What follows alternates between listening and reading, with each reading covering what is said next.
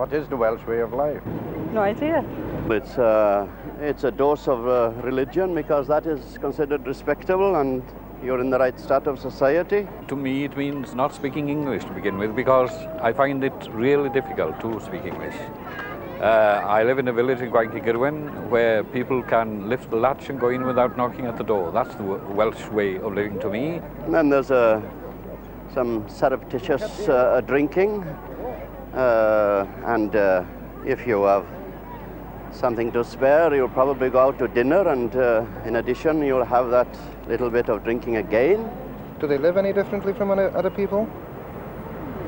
Oh, I don't know, some do. Up the roundaway, yes. What do they do there?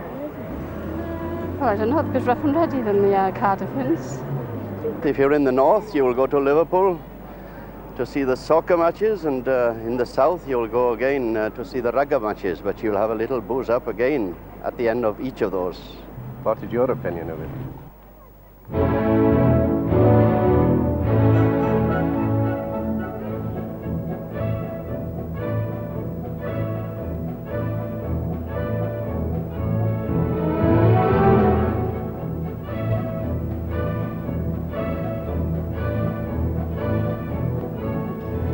What's your opinion, please, Morgan? I don't think there's such a thing as a Welsh way of life, a Welsh way of life. I think there are Welsh ways of life that differ from area to area, from time to time. And I think it's the from time to time that counts, because I think in many ways that the Welsh way of life is not something to be found amongst all Welshmen en bloc. It's really an image. But how much of the image is reality? Haven't we got just the same needs, the same desires, and ultimately the same attitudes as the English or the Americans? Or maybe this is the way we all live when we can afford it, except that some of us feel we ought not to. We were made for better things, like singing hymns and composing poetry and being sad. How did it come about that while the world lives one way, we think we ought to live another? Has cabaret in Cardiff nothing to do with Welsh fervour and with Welsh reflexes? But was there ever really a Welsh way of life? If I were asked now, what is the Welsh way of life, I would have to give a fairly conventional answer, that it's largely a Welsh nonconformist way of life, spread through Wales between 1890 and 1910, that sort of thing. And then that is the period, 1890 to 1910, when Wales makes a terrific impact upon English politics. And so what is fashionable in Wales, or what is very noticeable in Wales between 1890 and 1910, makes a terrific impact upon English journalism, a time when English journalism is becoming interested in Wales. Up and down Wales, nonconformist vestries taught thousands to read and write in Welsh, and the liberal leaders of the last century built a national consciousness on this nonconformist base. O.M. Edwards saw a reflection of the new Wales in his own village of Llanuwchllyn. While Lloyd George and other radical leaders were concentrating on political and social inequalities, he tried to build his new Wales in the schools and in the minds of men. O.M. Edwards was a man of vision.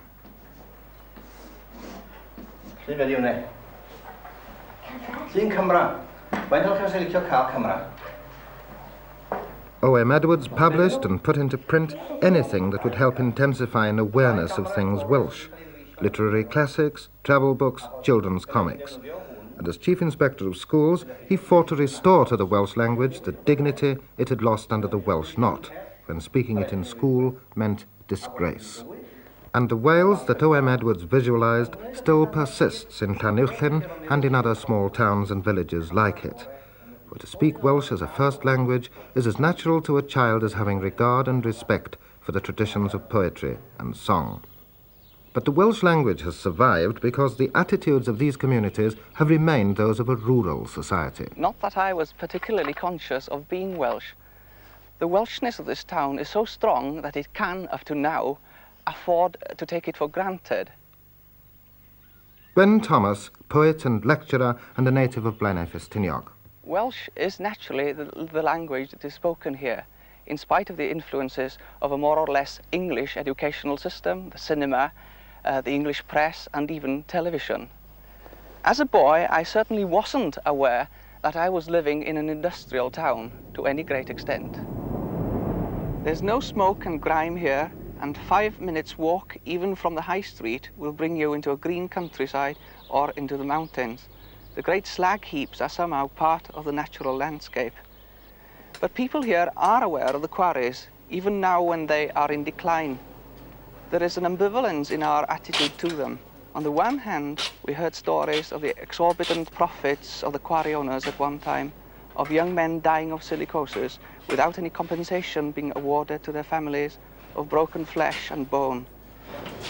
Find us about Paz Wilson, that here, that he get. Where social is that he there? Yeah. It's no wonder that Blaenefestiniog became a stronghold of a Welsh socialism.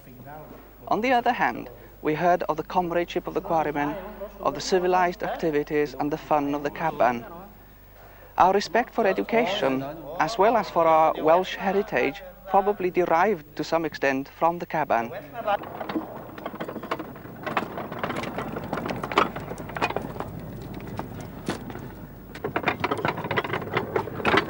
But education was also commended to us as a means of escape from having to go to work in the quarries.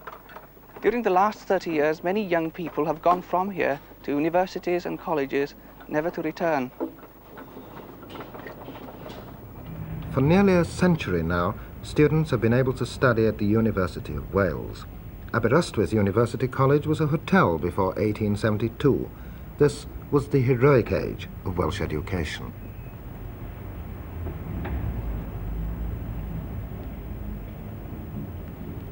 While some of the best young scholars still went off to Oxford, the University of Wales produced its own generation of students. Parents made their sacrifice willingly, but this led to a brain drain. Alwyn D. Rees. This side of it could be said to be destructive or disruptive, in that it was essentially a radical revolutionary movement which undermined the basis of rural society. The conversation in the blacksmith shop, for example, turned to everything except ironworking. And whereas out of this background you had a generation of preachers to begin with, it gradually widened into an interest in white-collar jobs and particularly the learned professions generally.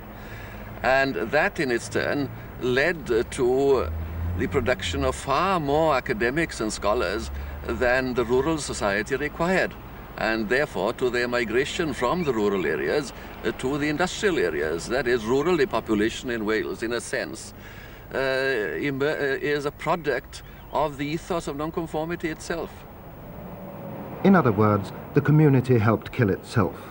But in areas like the Rhondda, places that were once rural but which boomed with the coal industry, the flow was the other way. People came in from the Welsh countryside itself, from Somerset, even from Spain. A changing industrial backcloth and changing values. Alan Oldfield Davis remembers the pre-1914 period. There was a split, I suppose, between those two generations. And as the chapels became weaker and people lost their language, they lost something else. They lost, in a way, a kind of folk memory, because the Welsh language has, in my view, a conserving influence. It helps people to remember something in their past history, which without it they would forget. Now that, I've no doubt, has its political implications as well, and that is why, on the whole, socialism in the Rhondda Valley was expressed in English. A closed society to a much greater extent than at present, a very confident society, particularly confident in the coal industry that was flourishing, a society that looked back on its Welsh background to a large extent, although people had come from all over the place, all over this country, but they were mainly Welsh, and they were the first, second and third generation. At first, the society in the Rhondda, particularly in Tonpentre, was a community which was surrounding the chapel and the workman's hall, and the two were side by side, just a narrow gully dividing the workman's hall from the chapel. And they both institutions stood roughly for the same kind of cultural life. But then in the early years, I've forgotten the exact date, pictures moving pictures, living pictures came to the Workmen's Hall. And that was the beginning of a cultural split between the Workmen's Hall and the chapel, because the older people in the chapel would have nothing to do with the living pictures. They condemned them. And the Workmen's Hall became also, in its own way, the seedbed of the new socialistic agitation that was fermenting at the time. D.J. Davis was also brought up in the Rhondda. Weighing up the new socialism and chapel, he opted for socialism and went to what they called the College of the Left. I think one of the influences that made me question the truth of Christianity and made me less inclined to go to chapel was the fact that the presence in the chapel of so many people who were connected with the pits. The manager was there, the gaffers were there, and the coal owner was there, because there were small coal owners then.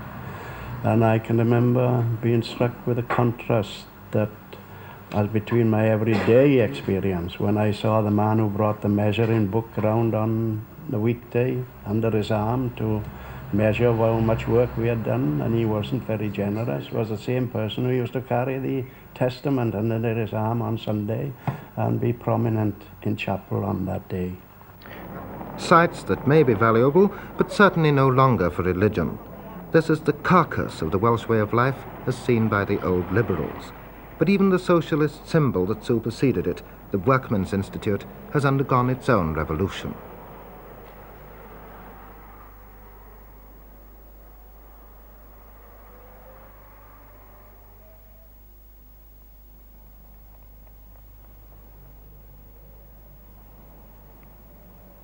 This is all that remains of the Hall of Learning, the institute built to educate the masses.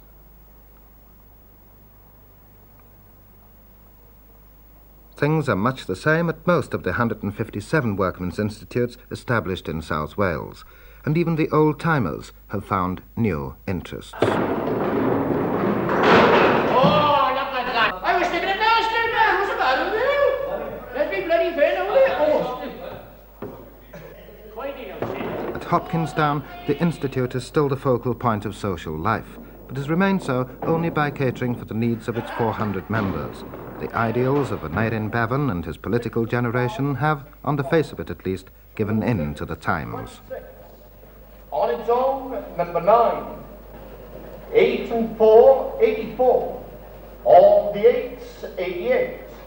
It's the income from these sessions that has saved the halls from closing down altogether. This is the new Welsh way of life. At least it is in the mining valleys. In Hopkinstown, every house is a full house. But is there anything Welsh about bingo?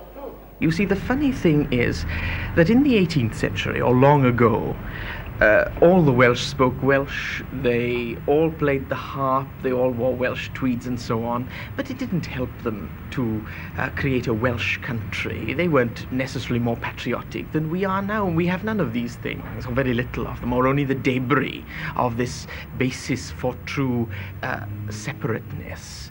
The odd thing is that the reality behind separateness has only a very indirect connection with national awareness. The odd thing is that in the 20th century, all people have become very similar. We all drink Coca-Cola, as it were. All people have become very similar, and yet that hasn't prevented us from becoming more spikily patriotic and more thin-skinnedly nationalistic in the 20th century all over the world. The leader of the Sunday opening campaign at the recent referendum was David Baird Murray. To him, the anomalies spell out hypocrisy. What I'd like to say is that there's already Sunday opening throughout Wales.